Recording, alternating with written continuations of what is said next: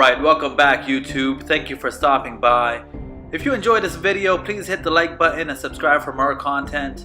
My name is Abbas Rizvi and this is a close-up view of my Stage 1LZ Corvette Zo6. This is the rear spoiler that came with the car. I purchased a Stage 3 or Zo7 version. This was ordered by eonlinesports.com. It was an eBay store. This is not a shout out for the company.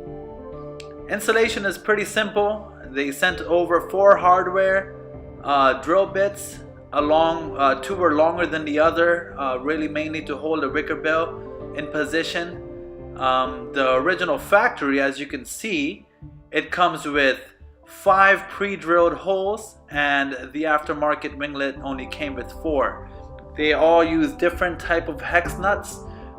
So it was very difficult to determine which one to use, so I just used the universal kit. Here we're going ahead and doing our simple lefty-loosey counterclock fashion to remove the original lug nuts prior to prying off the winglet. Now this is a very important thing. See this goo here in the back? This is a double-sided tape on the back of the original winglet, which we had to pry off after removing the screws. It is important, and also there is some benefit to using a heat gun to help really break down the adhesive tape. Now as you can tell, the carbon fiber in this winglet is very top quality. The 4 screws that were sent, 2 were longer than the others, as stated before, are for the winglet. Now here's the left side installed, and we're going to go ahead and get the right side installed. I wanted to demonstrate where we place the double-sided tape on the back of the winglet. After that, you go ahead and line it up. A good rule of thumb is to place the hex nuts on the right and left side, leaving the 2 middle for later. Really, in case you have only one hand to get this job done and you want to make sure the alignment's okay as you position everything on. Now here is the wicker bill.